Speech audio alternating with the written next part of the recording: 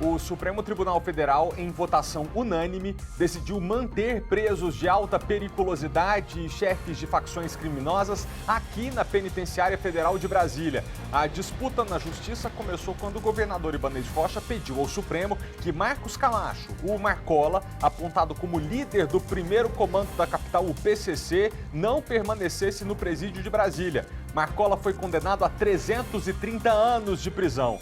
O governador não comentou o assunto, mas nós vamos tratar disso com um especialista ao vivo. Transtornos por causa da chuva. No plano piloto, queda de árvores. Um carro foi atingido. E na Vila Planalto, uma escola ficou completamente alagada. Tatuzinho. Pois é, Malta, nós ainda não conseguimos uma resposta da Secretaria de Educação. O porquê caiu tanta chuva dentro dessa unidade escolar que fica aqui na Vila Planalto. Aliás, o curioso de toda essa história é que a escola, o CEF1, ele foi reconstruído recentemente e inaugurado em março deste ano. Daqui a pouco, Malta, a gente volta trazendo todos os detalhes desses problemas estruturais aqui no CEF1 da Vila Planalto. Malta. Obrigado, Tatu. Uma ameaça de apagão que todo mundo vê. Na divisa entre Águas Lindas de Goiás e Cocalzinho, mais de 30 erosões ameaçam derrubar as torres de energia elétrica que abastecem o Distrito Federal e outras partes do Brasil. Mais de 700 carros já foram multados neste ano no DF por excesso de passageiros. Dói no bolso, mas pode ser pior, né? Porque crescem os registros de morte no trânsito em acidentes com carros com mais gente do que o permitido. Kátia Gomes. Malta, além do excesso de passageiros, muitos motoristas estão esquecendo de um item importantíssimo, que é a cadeirinha. Aí os pais só vão pensar, né, depois que acontece uma tragédia. Para você ter ideia, uma criança solta dentro do carro, ela pode até voar. Por isso, nós vamos falar daqui a pouquinho ao vivo com um especialista que vai dar dicas de segurança e como utilizar a cadeirinha de forma correta. Importantíssimo, já. E a Latam suspendeu a venda de transporte aéreo para pets nos porões das aeronaves da companhia. Essa suspensão vale por 30 dias e o motivo foi: a decisão foi tomada depois que um cachorro morreu asfixiado durante um voo. O SBT Brasília, primeira edição, já começou. Você, quando viaja de avião, costuma levar seu animal de estimação junto contigo? Eu não, porque é caro demais. A gente está custando pagar passagem para as pessoas, quem dirá para o bicho. Mas vocês sabem que tem muita gente que precisa, né, levar o animal de estimação, às vezes porque está mudando de casa, às vezes porque vai viajar por um longo período. E se sim, você deixa ele ir no porão da aeronave? Então, atenção, porque uma companhia aérea, a Latam, suspendeu a venda de transporte para pets no porão dos aviões da companhia por 30 dias. E o motivo foi: a decisão foi tomada depois que um cachorro morreu asfixiado durante um voo. A Mel não quis entrar na caixa para viajar. A tutora também não quer que a cachorrinha embarque longe dela. Chorei para ver se vai dar tudo certo para poder levar em cima. Mas ainda está em dura para ir no porão, né?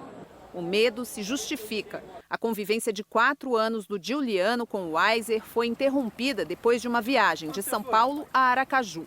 O cachorro roeu a caixa de madeira onde viajava e, segundo o veterinário que atendeu o animal, morreu por asfixia.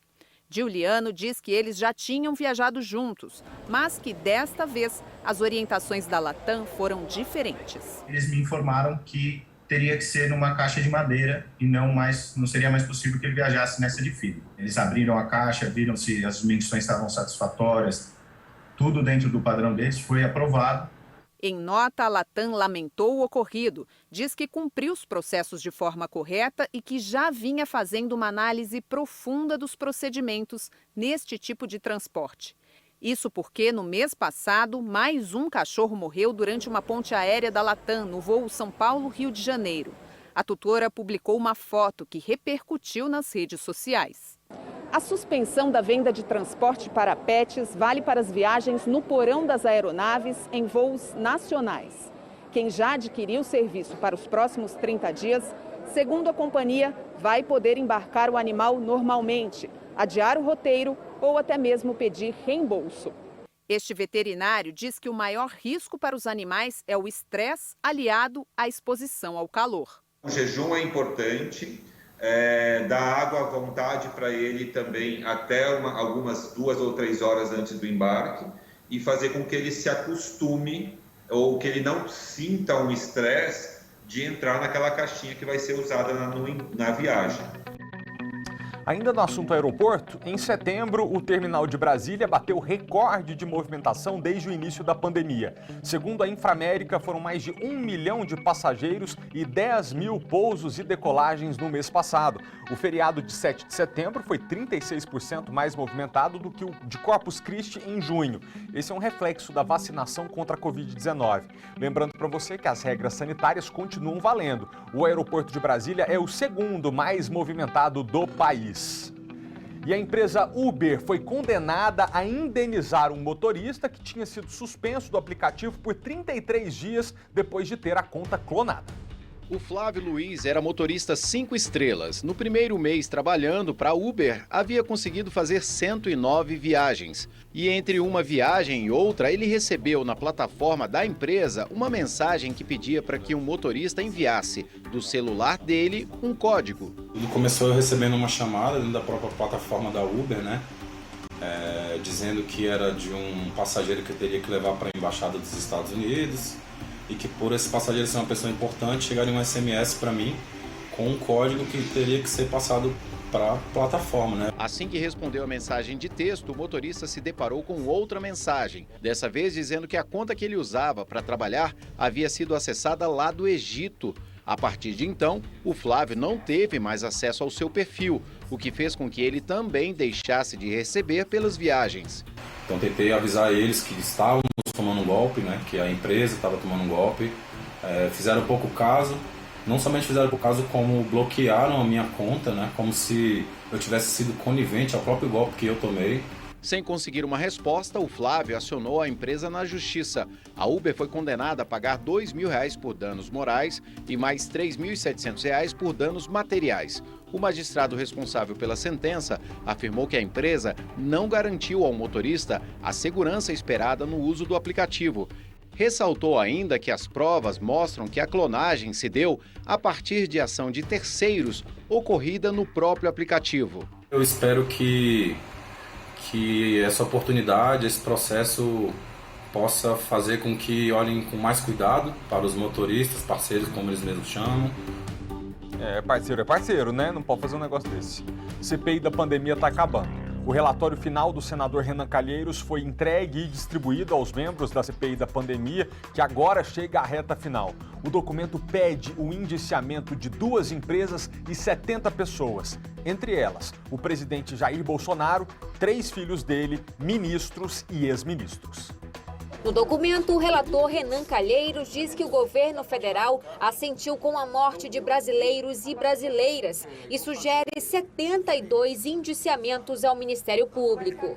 O presidente Jair Bolsonaro foi associado a 11 crimes. Também foram pedidos os indiciamentos dos ministros Marcelo Queiroga, da Saúde, Onyx Lorenzoni, do Trabalho e Previdência, Braga Neto, da Defesa, que chefiou as ações contra a pandemia quando era o ministro-chefe da Casa Civil, e Wagner Rosário, da Controladoria Geral da União. A lista tem ainda os ex-ministros Ernesto Araújo e Eduardo Pazuello, a quem foi atribuído o maior número de crimes depois do presidente. Além de políticos como o líder do governo na Câmara, deputado Ricardo Barros, e os filhos do presidente, o senador Flávio Bolsonaro, o deputado Eduardo Bolsonaro e o vereador do Rio de Janeiro, Carlos Bolsonaro. O parecer também incrimina as empresas Precisa Medicamentos e VTC Log, envolvidas com a negociação e distribuição de vacinas. Nesta terça-feira, os senadores ouviram o último depoimento da CPI.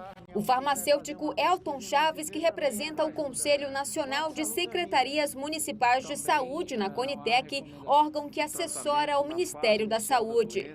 Ele disse que ficou surpreso quando a comissão retirou de pauta uma discussão sobre um estudo técnico que não recomendava o uso do kit Covid no tratamento da doença. 5 meses e 22 dias de trabalho da comissão e o relatório final está sendo lido neste momento lá no Congresso. Eu chamo agora para conversar conosco Caroline Aguiar, que é chefe de reportagem da cobertura nacional aqui em Brasília, do SBT, para comentar como estão a sessão e as mudanças no relatório final. Carol, boa tarde para você. O relatório apresentado agora de manhã trouxe mudanças com relação àquele que tinha sido entregue ontem, não foi? Boa tarde, Felipe. É o que a gente chama do G7. E nessa reunião eles decidiram retirar o pastor Silas Malafaia dos indiciados. Então, no total foram 69 indiciamentos e acrescentar a Barão Turismo entre as empresas indiciadas. Então, são 3 empresas indiciadas. E esse relatório mudou para tentar um consenso ali entre a cúpula da CPI, porque havia muita discordância entre os principais membros, o que poderia dificultar a votação desse relatório. Outra mudança foi em relação aos indiciamentos do presidente Jair Bolsonaro. Agora são 9. Eles retiraram o indiciamento por homicídio e substituíram o indiciamento por genocídio de indígenas por crime contra a humanidade, porque eles entenderam que não havia indícios suficientes para fazer essa ligação direta entre o presidente Jair Bolsonaro e a morte dos indígenas em função da pandemia da Covid-19. Nesse momento, a comissão está acontecendo, a reunião já começou, só que não começou a leitura do relatório ainda. Eles estão ali nas questões de ordem, que são aqueles questionamentos que os senadores fazem em relação a procedimentos que vão ser tomados durante a reunião. A gente vê aí nesse momento o senador Eduardo Girão falando na comissão. Então, primeiro eles fazem esses questionamentos e depois o senador Renan Calheiros vai ler o relatório. O relatório total tem mais de 1.100 páginas, mas ele vai ler uma versão resumida de 50 páginas. E aí a votação não vai acontecer hoje, vai acontecer só na semana que vem, na terça-feira. E aí, Felipe, eu queria perguntar para você sabe o que acontece depois que a CPI acaba? Então, diz a lenda que acaba em pizza. É o caso desta ou não? Bom, se vai acabar em pizza, a gente não consegue prever, né? Tem essa lenda. Mas o que acontece depois do relatório aprovado é que ele é enviado para o Ministério Público, para a Procuradoria-Geral da República e também para o Tribunal de Contas. E esses órgãos vão ser responsáveis por dar continuidade a essas investigações e, eventualmente, pedir mais provas, mais investigações e até indiciar. Atender os pedidos de indiciamento feitos no relatório. Bom, a gente citou algumas pessoas aí na reportagem, eu queria dar ao lado delas. A maioria delas não retornou aos nossos contatos, mas o senador Flávio Bolsonaro disse que o relatório é uma peça para desgastar o presidente Jair Bolsonaro. O ministro Marcelo Queiroga, da Saúde, disse que ainda não foi comunicado e o ministro Onyx Lorenzoni disse que não vai se pronunciar. Os outros ainda não responderam aos nossos contatos. Malta. Independentemente do caminho que isso tome juridicamente depois do fim da CPI, fato é que o desgaste político nesses quase 6 meses de comissão é avassalador para todo mundo que foi citado e envolvido ali. Depois do fim da CPI da pandemia, será, Caroline Aguiar, que a gente vai ter dias mais calmos aqui em Brasília ou isso não é mais um sonho possível no país? Acho que não, Malta. Saudades do tempo em que a gente tinha segunda, sexta-feiras tranquilas aqui em Brasília, porque hoje isso não acontece mais. Outras crises virão, né? A gente tem aí a questão do preço do combustível, que é uma crise que é permanente, tem a questão da energia elétrica, que pode faltar, então outros assuntos vão movimentar bastante Brasília. Amiga, pela participação, bom trabalho para você, valeu! Ameaça de apagão perto da casa da gente. Você já pensou nessa possibilidade? O proprietário de uma fazenda na divisa entre Águas Lindas de Goiás e Cocalzinho teme que isso aconteça, que esse apagão venha acontecer, porque há pelo menos 32 erosões perto das torres de energia elétrica que ficam lá na fazenda dele e que são responsáveis por abastecer o Distrito Federal e, pior, outras partes do Brasil. São cerca de 60 quilômetros do centro de Brasília até a propriedade rural, que abriga 3 linhas de transmissão de energia. 2 são de Furnas e uma da Taesa, transmissora Aliança de Energia Elétrica. No caminho, já na rodovia GO 577, em Padre Lúcio, bairro de Águas Lindas, o motivo da preocupação do fazendeiro. Antes essa rodovia não tinha asfalto, era uma estrada de chão. Então, quando a chuva caía, ela infiltrava no solo e não espalhava. A que espalhava era pouca e ia infiltrando. Com a pavimentação da rodovia, eles tiveram que fazer uma drenagem do leito da rodovia, só que não fizeram o preparatório nas laterais, que são os bolsões. Agora a gente vai para a fazenda para poder entender o que pelo menos 5 anos aqui de pavimentação da rodovia, sem contenção da água da chuva, tem causado por lá. Antes mesmo de chegar na propriedade, encontramos o primeiro bolsão, obra feita pelo fazendeiro para tentar conter a erosão perto das torres de energia elétrica. É uma rede interligada. Então, vem energia de todos os lados e distribui para todos os lados. Caso venha a cair, corta o fluxo de energia de várias partes do país. O dono da propriedade mapeou nos 132 hectares de fazenda 32 erosões. De acordo com ele, todas formadas por causa da falta de captação de águas pluviais. Essa é a erosão que pode chegar até a torre que fica bem ali, a 32 metros daqui. Ela é responsável pelo abastecimento energético do Distrito Federal e de outras partes do Brasil.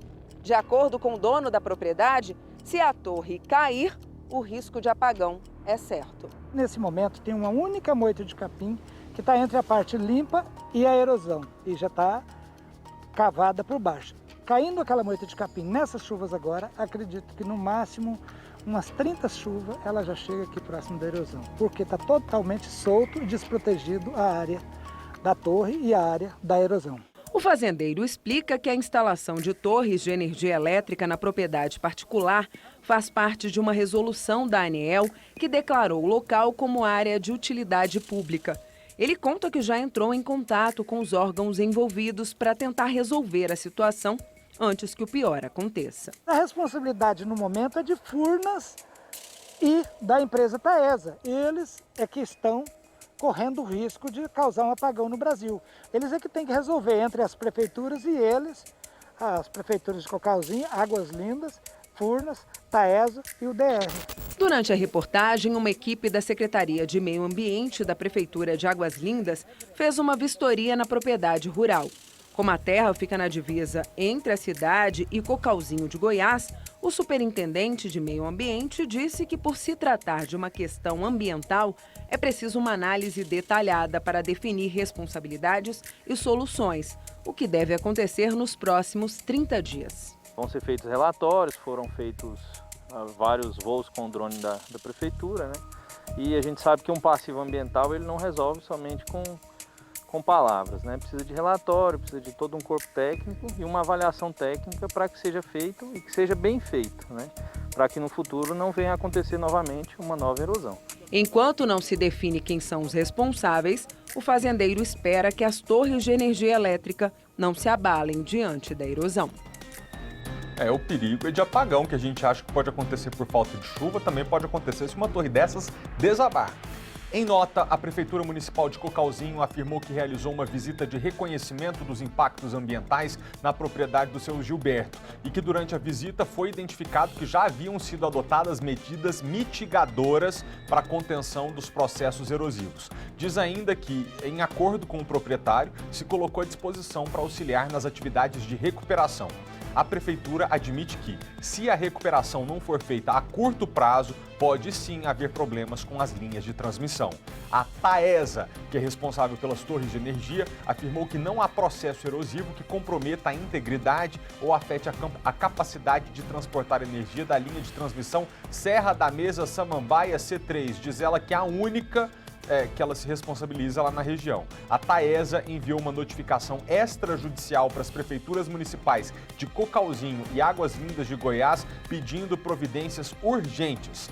Furnas informou que realizou inspeção técnica para avaliar o referido processo de erosão e constatou que, diz ela, não tem risco de queda das torres de transmissão por esse motivo. Mesmo assim, a empresa monitora a evolução das erosões. Disse ainda que a área afetada encontra-se fora da faixa de servidão das linhas de transmissão de Furnas. O DR disse que a questão não é de responsabilidade deles. Procurada, a Prefeitura de Águas Lindas de Goiás ainda não se pronunciou. Pois é, a gente leu aqui a nota de um bocado de gente, de prefeitura, de Furnas, do responsável pela torre, de todo mundo. mas é dia 20 de outubro hoje. Então, se essa erosão ameaça impactar essas torres daqui semanas ou meses, estamos aqui pedindo que, entre vocês decidam de quem que é a responsabilidade. O Supremo Tribunal Federal pôs fim a uma polêmica. Líderes de facções criminosas e bandidos de alta periculosidade devem ser mantidos no Presídio Federal aqui em Brasília. Você concorda com isso? O STF decidiu que sim. Conosco ao vivo o criminalista Vitor Quintieri. Ô Vitor, o governador Ibanez Rocha encampou essa batalha desde o início do mandato, praticamente. Então, primeiro contigo, agora com essa decisão do Supremo, acabou, né? Juridicamente não tem mais a quem recorrer. Boa tarde, muito obrigado por ter vindo. Boa tarde, Felipe. Boa tarde aos amigos de casa. Bom, Felipe, a situação perante o Supremo Tribunal Federal, processualmente falando, ela é delicada, porque o Supremo Tribunal Federal, para que o nosso amigo de casa entenda, ele decidiu, o órgão Supremo Tribunal Federal, através do plenário. Ou seja, todos os ministros se debruçaram pelo mérito do pedido feito pelo então governador Ibanez. Ao Distrito Federal cabe tão somente a rediscussão da matéria no próprio Supremo Tribunal Federal, através de recursos, mas que não tenham, né, um recurso específico que se chama embargo de declaração, em que esse recurso não tem a possibilidade, em regra, de alterar a conclusão. É um recurso que você opõe, por exemplo, para discutir eventuais omissões, obscuridades. Então, sim, a situação atualmente, né, diante dessa decisão colegiada, deste acórdão, está consolidada no âmbito do referido tribunal supremo. Talvez o caminho agora seja uma decisão política, um acordo político. Nós apuramos, Vitor, hoje pela manhã, com assessores ligados ao governador, que ele teve do ministro da Justiça a palavra de que sim, esses bandidos serão transferidos do Presídio Federal aqui de Brasília. E quando essa discussão começou lá atrás, em 2019, o que o governador dizia eu não admito que chefes de facções criminosas, bandidos muito perigosos, sejam mantidos a poucos quilômetros de distância dos chefes de todos os poderes da República, de todas as embaixadas estrangeiras em Brasília, dos presidentes de todos os tribunais, alegando que isso poderia causar um risco institucional ao país, porque, segundo Ibanez argumentava, quando um líder de facção criminosa, por exemplo, Marcola, que é condenado a 330 anos de prisão, é responsável por chefiar todo um bando ligado a ele, vem para uma cidade, outros criminosos ligados a ele acompanham e ficam em volta para dar apoio. Pela sua experiência, Vitor, esse é um argumento que faz sentido ou a presença desses bandidos aqui no Presídio Federal não nos deveria causar tanta preocupação? Bom, Felipe, essa é uma excelente pergunta.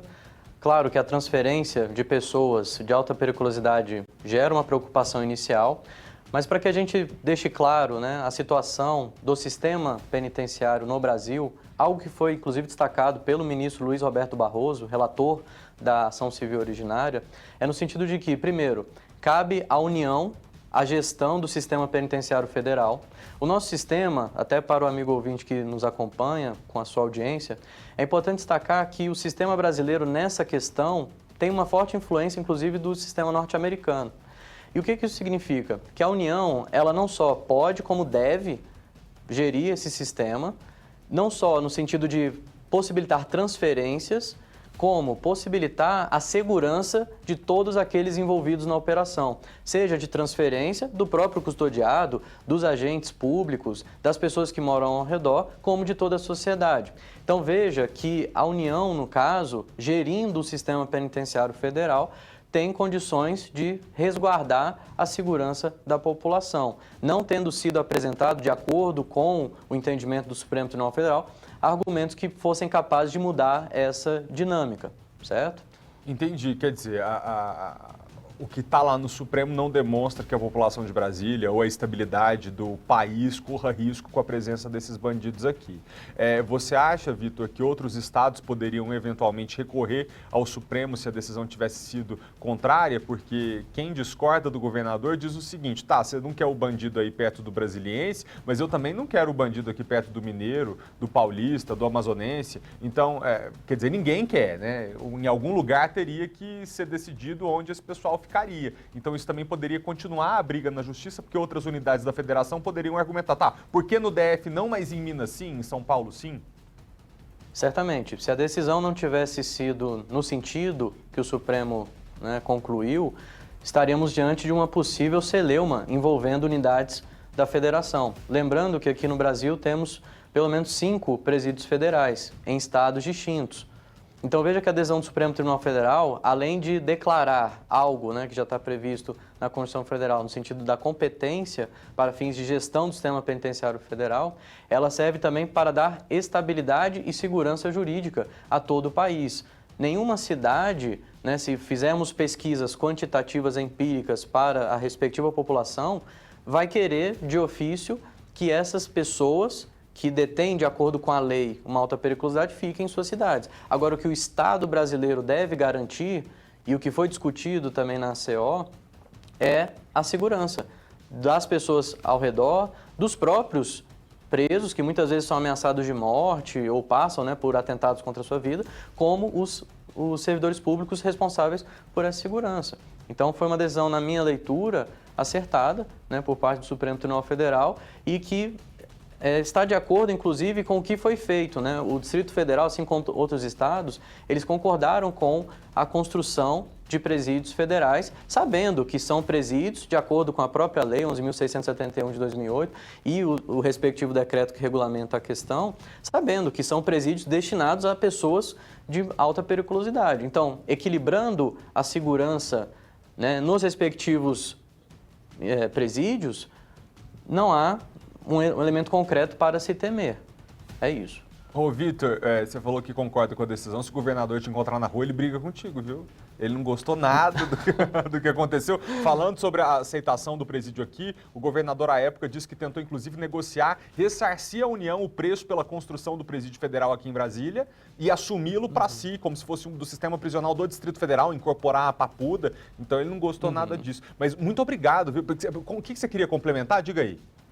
Não, eu queria aqui mandar meus cumprimentos ao governador, o doutor Ibanez, né, advogado, conhecido aqui na região. São só opiniões jurídicas, né? Então deixar isso registrado e mandar o meu abraço. Tá certo, obrigado, Vitor, pela participação e a gente conta sempre com a sua presença aqui. Boa tarde, bom trabalho. Pessoal, a gente pediu tanto pelas chuvas que elas chegaram, né? Em certos momentos elas caem muito além do que a gente espera e acabam trazendo transtornos e fazendo estragos. Ontem, por exemplo, aqui no Plano Piloto, teve queda de árvores e foi preciso chamar os bombeiros. No setor hoteleiro norte, um carro estacionado na rua foi atingido por uma árvore que não resistiu ao temporal. Felizmente, ninguém se machucou. Já perto do edifício Parque da Cidade, na Asa Sul, outra árvore de grande porte tombou na entrada da garagem do prédio e danificou um poste de iluminação. Também nesse caso não houve feridos. Agora, lá na Vila Planalto, uma escola pública para alunos do ensino fundamental que foi entregue há pouco mais de um ano, ficou alagada com a chuva de ontem. Tanta água. Gente, estava chovendo dentro da escola, imagina só. O Paulo Vitor Tatuzinho foi até lá acompanhar a situação, ouvir a comunidade escolar e traz essa história, os detalhes e as informações pra gente. Boa tarde, Tatu, é com você. Oi, Malta, boa tarde para você, a todos assistindo ao SBT Brasília, primeira edição, no DF e também no entorno, Malta. Nós falamos aqui da tradicional Vila Planalto, né? Mais antiga do que a própria capital federal, Brasília.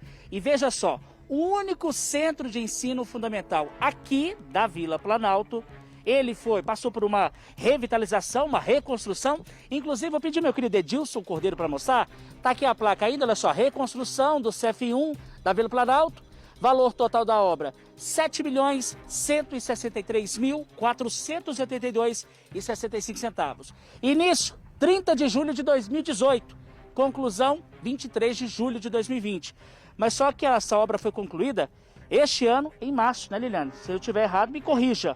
Mas só que o curioso, foi cair uma chuva aqui na região e veja só, um prédio que é novo está com problemas estruturais, principalmente por conta de que a água ela acabou inundando as salas novas, ela acabou invadindo a quadra, ela acabou trazendo os transtornos, inclusive, só para mostrar, porque contra imagens, Malta, não há argumentos. Edilson, vê se você consegue focar.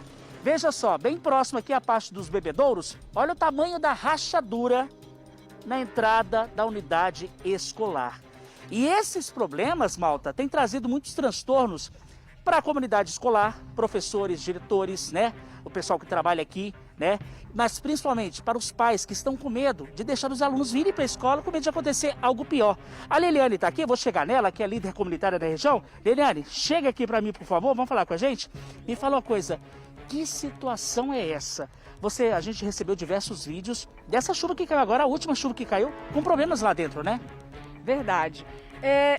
Nós, da comunidade, esperamos por 7 anos a reconstrução dessa escola. Porque a escola antiga, ela estava apresentando esses mesmos problemas. Chovia dentro, tinha risco, né, de ter algum curto-circuito. Aí o governador vem, entrega a escola linda, bonita, sem móveis,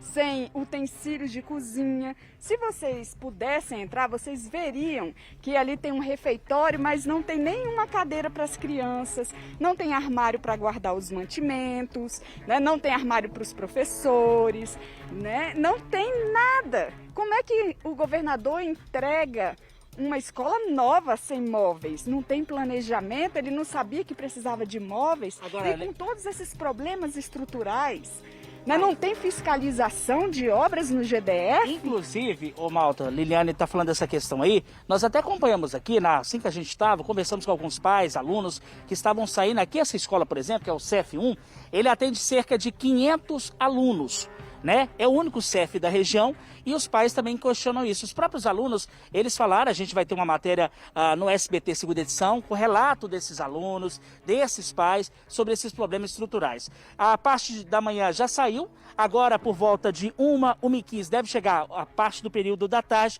e a gente vai tentar falar novamente com esses pais e alunos, porque eles acabam sofrendo com toda essa situação de falta de infraestrutura, né, Malta? Ô Tatu, e o que diz a Secretaria de Educação sobre isso aí?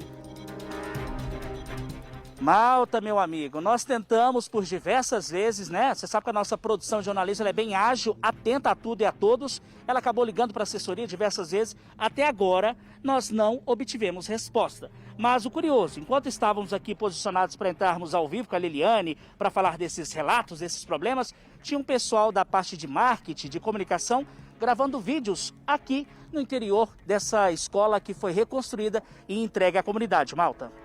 Responde a gente vai aí para atender a comunidade, para mostrar a reclamação das pessoas, mas a gente gosta de ouvir o outro lado também. Talvez vocês tenham uma explicação plausível para dar e o SBT está sempre aberto a colocar no ar, mas se não atender as nossas ligações e ao nosso pedido, fica difícil. Obrigado, Tatu, pelas informações. Vocês se lembram que na segunda-feira a gente mostrou um acidente lá na EP, impressionante? Vou até pedir pra gente lembrar pro diretor colocar aí as imagens na tela. Ó que coisa, foi no domingo de manhã. Esse motorista do Ford Ka branco tinha bebido e acabou batendo na traseira do outro carro. Esse perdeu o controle e bateu num terceiro carro. Eu tô trazendo de volta essas imagens porque nesse primeiro carro em que o embriagado bateu, tinha uma mãe levando uma filha na cadeirinha. A mulher prudente colocou a filha na cadeirinha, foi atingida por um homem bêbado. O carro ficou com as rodas para cima, gente, capotado. Se não fosse a cadeirinha e o cinto de segurança, algo muito pior poderia ter acontecido com essa menina, com essa criança.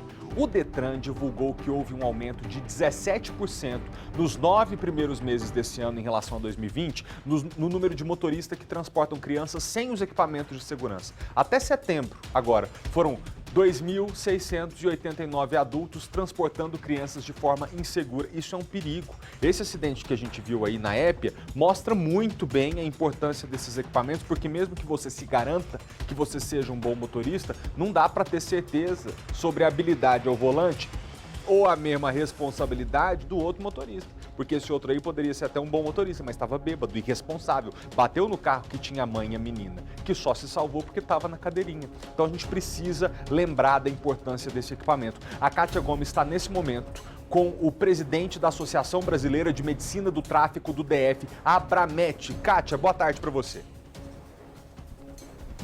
Oi, Malta, boa tarde para você, boa tarde para todo mundo. Pois é, apesar da obrigatoriedade do uso da cadeirinha, realmente tem muita gente que não utiliza esse item de segurança. E para falar sobre isso, eu vou conversar com o Dr. Gutenberg, que está aqui ao meu lado, porque nós vamos mostrar alguns exemplos de cadeirinha. Esse daqui é para cadeirinha para crianças um pouco menores. Aqui dentro do veículo nós temos outros modelos e eu vou pedir para o Dr. Gutenberg explicar para a gente justamente essa diferença. Aquela cadeirinha ali foi deixada de lado porque a criança já tinha crescido e aí a mãe adotou essa cadeirinha, não é isso, doutor? Boa tarde, Malta, boa tarde a todos. O novo Código de Trânsito, que começou a vigorar em abril, deu muita ênfase à condução de crianças, porque na verdade é o bem mais precioso que nós temos, são as crianças, né?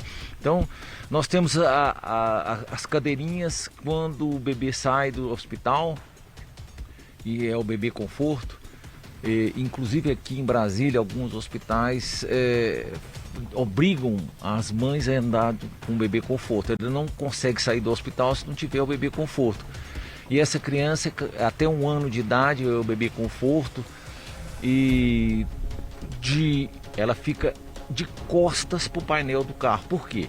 Porque a criança até 1 ano de idade, ela não tem a defesa do pescoço. O pescoço dela é vulnerável. Seria quando nós estamos pegando uma criancinha até 1 ano de idade, a primeira coisa que a gente faz é pegar o pescoço dessa criança, e mesmo a cuidadora ou a mãe, o maior cuidado possível é o pescoço. Então essa criança fica de costas para o painel do carro. A partir de 1 ano, essa criança vai ter um assento conversível, esse assento conversível é até essa criança completar 13 quilos. Aí passou de 4 anos de idade, ela vai para essa cadeirinha aqui com buster. Por quê? Os carros, eles são planejados para pessoa que tem acima de 1,45 m. Se você colocar uma criança que não tenha 1,45 m, o cinto vai esmagar o pescoço e vai passar no abdômen, não vai passar no lugar certo, que é exatamente em cima dos ossos da bacia, é onde o cinto deve ser colocado. Então a criança, ela vai usar esse buster até completar 10 anos ou 1,45 m, exatamente porque o carro ele foi planejado para criança ter 1,45 m, usar o cinto de segurança. E passou a 1,45 m, até 10 anos de idade, ele tem que andar com cinto de segurança, tá? Vem aqui, vamos mostrar essa outra cadeirinha aqui, que eu acho que está um pouquinho mais fácil, se eu estou um pouco agachado. Mas eu acho que é importante a gente falar também em relação aos acidentes, né? Por exemplo, uma criança de 10 quilos, se ela estiver solta no carro, vai equivaler como se ela tivesse 100 quilos. Isso pode prejudicar ela e os outros passageiros. Uma criança solta num carro é um hipopótamo. Se o carro tiver 80 km, essa criança pesar 20 quilos, ela vai bater a 160 quilos. Então, você não consegue administrar, você não consegue segurar essa criança por mais força que você tenha. Então, a velocidade do carro se multiplica pelo peso da criança. Exatamente isso. Então, é impossível. E estatisticamente, 3 crianças morrem todos os dias no Brasil e 29 ficam feridas. Agora, você imagina o desafio, o sofrimento para essa família, o sofrimento futuro. Essas crianças normalmente ficam deficientes, vai pesar no INSS, vai pesar em tudo que você puder imaginar. Então, nós temos que ter o maior carinho, o maior cuidado com as crianças. Nunca você pode deslocar sem uma criança estar devidamente confortável, devidamente fixada no banco do carro, devidamente posta na cadeirinha de acordo com a idade, peso e altura dessa criança. Colocar a criança no colo e o cinto também não dá, né? Nem pensar, Kátia, nem pensar. A criança tem que ser colocada no dispositivo correto. altura, peso e idade. São as três variáveis que nós temos que usar para levar uma criança, conduzir com segurança. Doutor, outro grave problema, né? Nós inclusive preparamos uma reportagem, é o excesso de passageiros, né? A gente tem mostrado casos de pessoas que estão andando no veículo com 6, 7 passageiros. Isso também é um perigo. Vamos ver então agora a reportagem, a gente volta daqui a pouquinho. A dona de casa, Aurenice Rodrigues, perdeu o filho e 2 sobrinhos de uma só vez em um acidente de carro. Wesley Rodrigues Batista, de 28 anos, Luiz Carlos Rodrigues, 22 anos e Rodrigo Soares Gomes, 15 anos. Está sendo difícil expressar.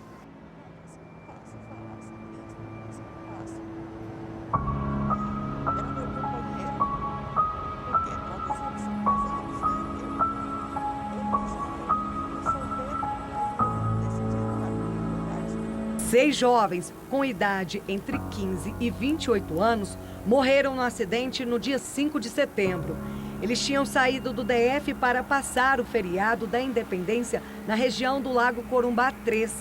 Segundo os bombeiros, o motorista perdeu o controle da direção, saiu da estrada e o carro caiu com as rodas para cima dentro de um córrego na região rural de Lusiânia.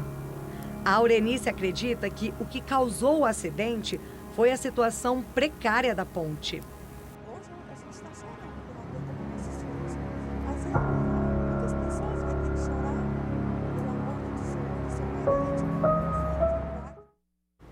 Nós não estamos conseguindo ouvir a entrevistada, ruim, né? Depois a gente conserta a reportagem desse probleminha técnico e coloca ela no ar.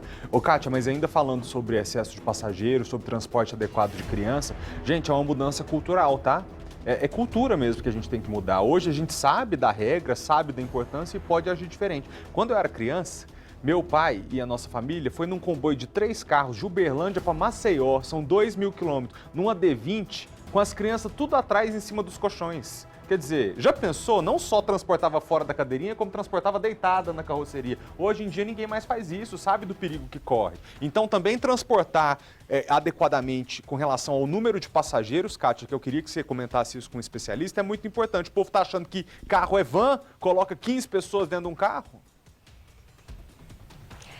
Pois é, Malta, e a explicação é bem simples, porque não tem cinto para todo mundo. Então, caso aconteça algum acidente, a pessoa não vai estar protegida. A gente vai até mostrar, inclusive, eu vou pedir aqui para o Dr. Gutenberg explicar para a gente vai mostrar aqui no veículo, que só são 3 pontos de cinto na parte de trás, né? E um na frente, ou seja, só pode levar 4 passageiros.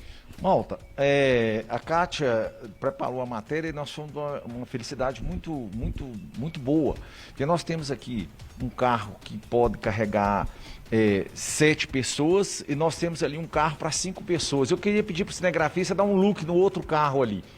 Então ele vai dar um look no outro carro, eles podem carregar 5 pessoas, nenhuma pessoa a mais do que isso. E a nossa felicidade é o seguinte, nós temos aqui um carro para 7 pessoas, ou seja, motorista, carona no banco da frente, 3 pessoas atrás, e para nossa felicidade nós temos aqui um carro que são até 7 pessoas, é um carro grande. É um carro que ele foi projetado, foi fabricado, ele foi feito para isso aqui. Ele tem os airbags atrás, ele tem... Só nessa situação, né, doutor Gutenberg? Só nessa situação. Se não for Se você pegar um carro que não seja desse tipo próprio, que inclusive tem até no DUT do carro 7 pessoas, se você colocar uma pessoa a mais... E em um automóvel que não caiba essa quantidade de pessoas, você está cometendo um crime gravíssimo. Ou seja, o carro vai ser retido, multa gravíssima, 297, 7 pontos na carteira. Você, em hipótese nenhuma, pode colocar mais gente do que se admite nos carros. Ou seja, tem carro para 7 e carro para 5 lugares. Tá certo, então muito obrigado pelas dicas, tenho certeza que é importantíssimo e quem está em casa agora está mais consciente. Malta, eu volto com você. Obrigado, Catinha, mas esse carro aí dele de 7 lugares também é chique, né? Vou trabalhar muito para eu comprar um igual esse aí. Obrigado, Kátia, pelas informações. Gente, a nossa equipe de reportagem foi acompanhar a nova arena oficial do BRB Brasília Basquete na noite de ontem. O palco que vai receber as partidas do NBB do NBB, quase que eu falei em inglês, foi inaugurado ontem e receberá a primeira partida no mês que vem. Vamos ver.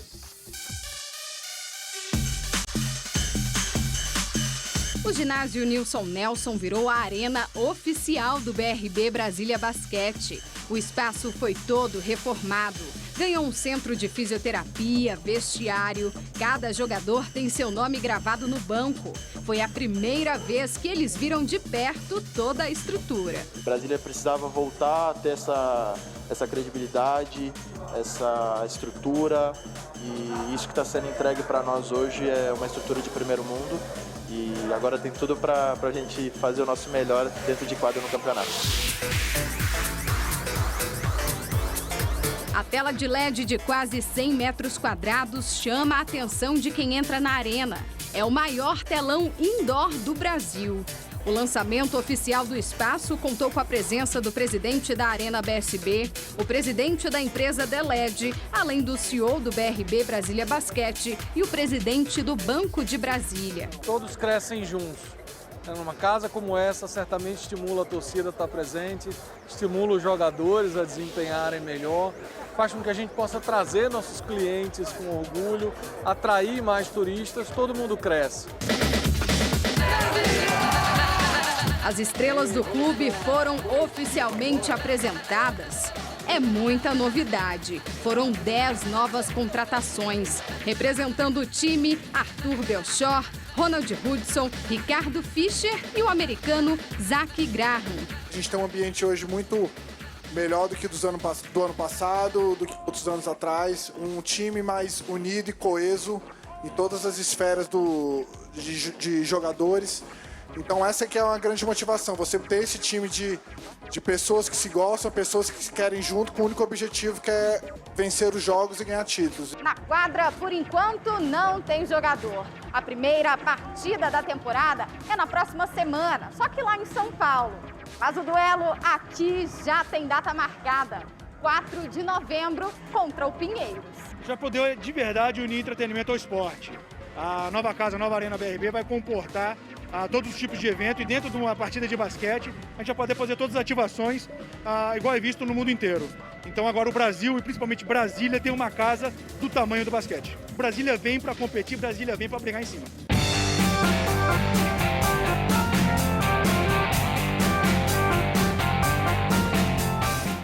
Parabéns ao time de Brasília que volta com tudo e ao BRB pelo apoio muito importante ao esporte. Sobre vacinação contra a Covid-19 aqui no Distrito Federal, com a chegada de quase 52 mil doses da Pfizer, a Secretaria de Saúde começou mais cedo, às 10 da manhã, a vacinação dos adolescentes de 12 a 17 anos em todo o DF. Há 2 semanas, a imunização desse público estava acontecendo somente nas regiões de Sobradinho e Planaltina, já que eram os únicos locais que ainda tinham estoque da vacina. A lista atual com os pontos de vacinação, agora que chegou mais dose em todo o Distrito Federal, está publicada no site da Secretaria, saúde.df.gov.br. Outra coisa importante, a gente disse aqui no jornal, acho que foi ontem, que o presidente Jair Bolsonaro anunciaria ainda nesta semana o lançamento do programa social Auxílio Brasil, que deve substituir o Bolsa Família. Esse anúncio acabou que estava previsto para tarde de ontem, mas o governo resolveu adiar porque ainda tem dúvidas sobre de onde vai sair o dinheiro para pagar esse benefício, que deve ser de mais ou menos R$400. O Planalto pretendia anunciar que o Auxílio Brasil começaria em novembro, mas recuou. A incerteza sobre a origem dos recursos para o novo benefício e a possibilidade de que ele furaria o teto dos gastos fizeram o mercado reagir mal. A Bolsa de Valores recuou 3,28% e o dólar fechou a R$ 5,59, alta de 1,33%. Hoje o Bolsa Família tem 14 milhões e 600 mil cadastros. O Planalto quer que o Auxílio Brasil atenda a 17 milhões de famílias. O valor médio do Bolsa Família é de R$ 190. Já a proposta discutida por auxiliares de Bolsonaro prevê o Auxílio Brasil entre R$ 190 e R$ 375. Além desse valor, durante todo o ano de 2022, o governo daria um valor extra, de modo que ninguém cadastrado no Auxílio Brasil ganhasse menos de R$ 400. Terão direito os atuais beneficiados com o Bolsa Família e também quem comprovar que não possui nenhum tipo de renda. Hoje, 35 milhões de pessoas recebem o auxílio emergencial. Por isso, o governo deverá fazer nas próximas semanas um pente fino nos dados de quem recebeu este benefício, para evitar fraudes. Para chegar ao valor de R$ 400 por família, que é o que o presidente Jair Bolsonaro quer, a equipe econômica estima que o teto de gastos terá um estouro de pelo menos 30 bilhões de reais. E foi esse valor que causou a reação do mercado. O Planalto depende ainda do Congresso para bancar o novo programa social. O relator da medida provisória que cria o Auxílio Brasil veio até o Planalto no início da noite e informou ao chefe da Casa Civil, Ciro Nogueira, que não vai incluir no texto um aumento temporário do novo programa social. Ele defende um reajuste permanente. Para este especialista em contas públicas, sem indicar de onde virão os recursos, o aumento poderá custar caro ao país. Então, o governo quer fazer um omelete, mas não tem ovos. A irresponsabilidade fiscal, em função do desespero eleitoral, o governo acaba levando a quê? Levando a um crescimento dos juros, um crescimento da inflação, a fuga de capitais. Só nos primeiros 8 meses deste ano, mais de 800 mulheres foram atendidas pela rede pública de saúde para tratar câncer de mama aqui no Distrito Federal. Praticamente 100 por mês. Isso mostra como é importante prevenir. Em setembro do ano passado, o Kinzo chegou na vida da Adriana. E até hoje ele não dispensa o único peito da mãe. Para mim é maravilhoso, até me emociono, porque foi muito maravilhoso poder ter alimentado o meu filho, sabe, assim, com uma mama só. Não é fácil, tá? Porque você não tem uma mama para revezar. Então, várias vezes ele feria porque mamava muito. Eu tive hiperlactação, eu tive mastite, eu tive tudo, tá? Mas assim, eu não parei. A outra mama não produziu leite. É que em 2019, a Adriana descobriu um câncer em um exame de rotina. Eu tive que fazer uma cirurgia de biópsia. Nessa cirurgia eu descobri que essas microcalcificações eram malignas e aí eu fui fazer uma segunda para ter certeza de que não tinha realmente invadido minha mama. O câncer de mama é o que mais atinge as mulheres no mundo inteiro e foi a causa da morte de 136 pacientes do DF este ano. Quanto mais cedo o diagnóstico, menos traumático é o tratamento, que traz vários efeitos colaterais. Eu tive que fazer uma cirurgia de biópsia. Nessa cirurgia eu descobri que essas microcalcificações eram malignas e aí eu fui fazer uma segunda para ter certeza de que não tinha realmente invadido minha mama, né? E aí, depois da segunda cirurgia, eu fiz a radioterapia, eu fiz 18 sessões, que não tem a mesma agressividade de uma químio, óbvio, sabe? Mas mexe muito com a gente, né? Nessa caminhada de combate ao câncer de mama, um alerta sobre a importância dos exames periódicos. Aqui no DF, 8 hospitais da rede pública oferecem a mamografia. O procedimento pode ser feito em mulheres de qualquer idade com alguma queixa mamária, ou então de rotina para quem tem entre 50 e 69 anos de idade. De janeiro a agosto deste ano, a Secretaria de Saúde fez 9.149 mamografias. A orientação médica é manter os exames anualmente. O diagnóstico precoce do câncer de mama consiste na detecção da doença na sua fase bem inicial.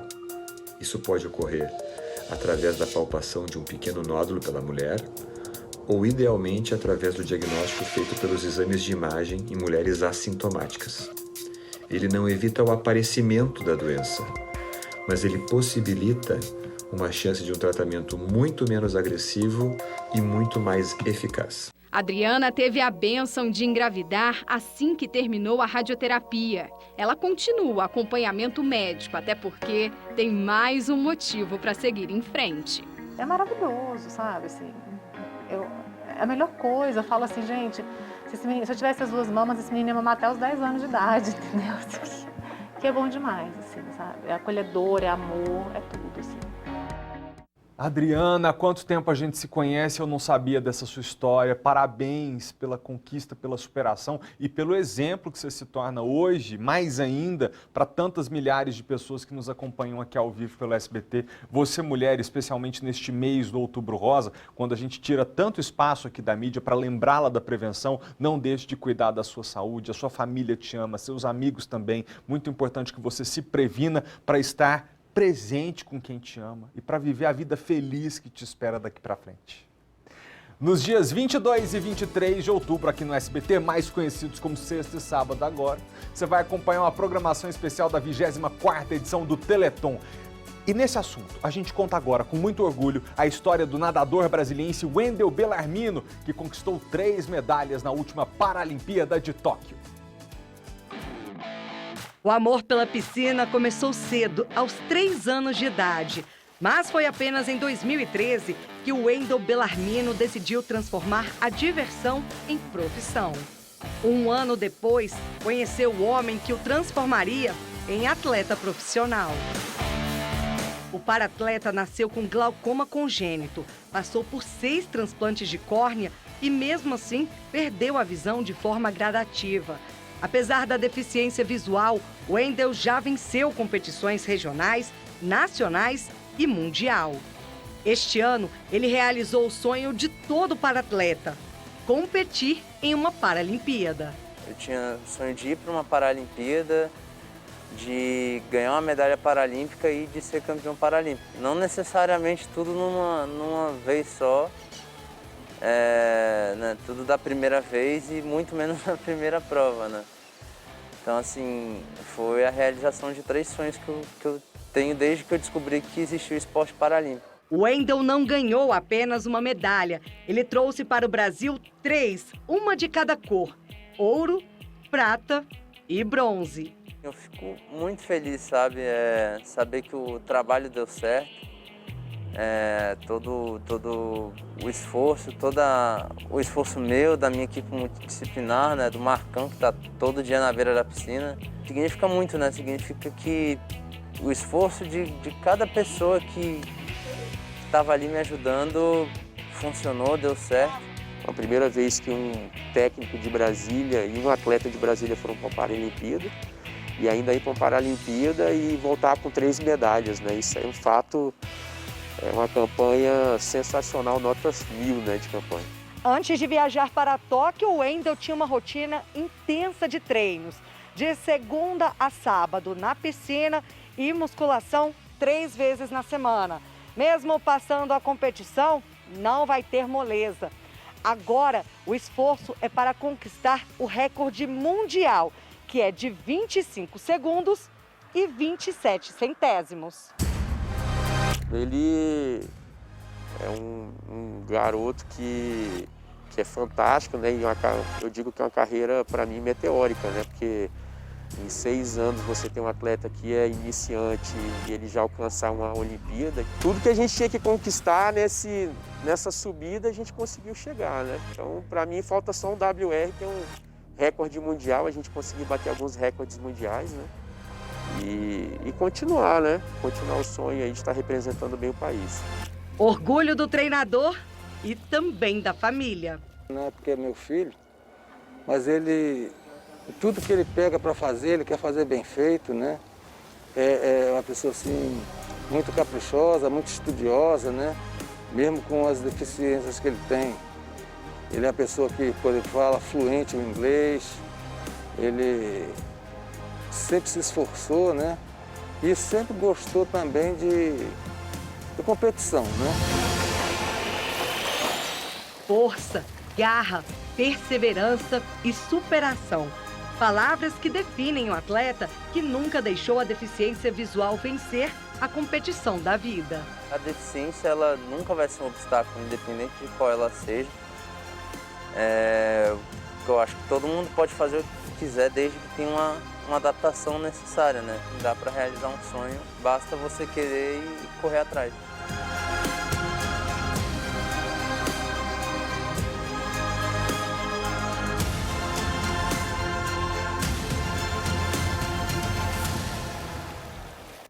Que demais! E por que nós estamos relembrando a história bonita do Wendel? Porque ele também apoia o Teleton. Olha que legal a mensagem que ele mandou pra gente. Oi pessoal, sou Wendel Bellarmino, atleta paralímpico e medalhista nas Paralimpíadas de Tóquio 2020. Estou aqui para convidar todos vocês a doarem para o Teleton. É um programa muito importante que auxilia a ACD a arrecadar fundos para atender crianças de todo o Brasil, crianças com deficiência. E para o ano de 2022, eles têm a meta de conseguirem fazer 200 mil atendimentos pelo SUS. Então a sua doação é muito importante. Então vamos todos nessa corrente. Abração. Ô Wendel, muito obrigado por se juntar a nós. É isso, gente. Quem não tem dinheiro para pagar é atendido pelo SUS nas unidades da ACD. Na próxima sexta, a partir de 11h15 da noite, tem Teleton aqui no SBT. E você pode doar de um jeito muito fácil, pelo Pix. Vamos ver o vídeo da campanha.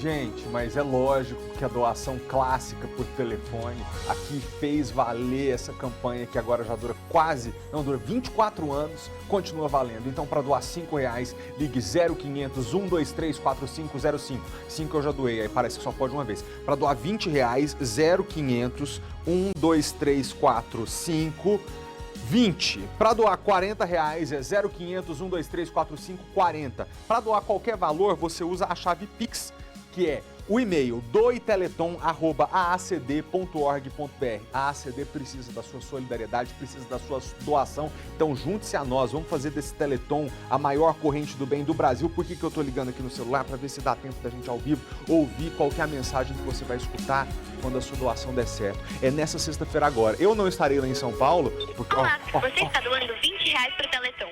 Por favor, espere confirmação da sua doação. Aí você espera um pouquinho. Sua doação foi confirmada. Viu? Muito obrigada. Mas o Teleton, até sexta-feira eu ligo no de 40 também. Junte-se a nós, o dinheiro não vem para o SBT, vai para as crianças da ACD, para todos os pacientes que precisam da nossa solidariedade. Obrigado pela audiência, a gente volta a se ver amanhã, 15 para meio-dia, aqui no SBT Brasília, primeira edição. Tchau!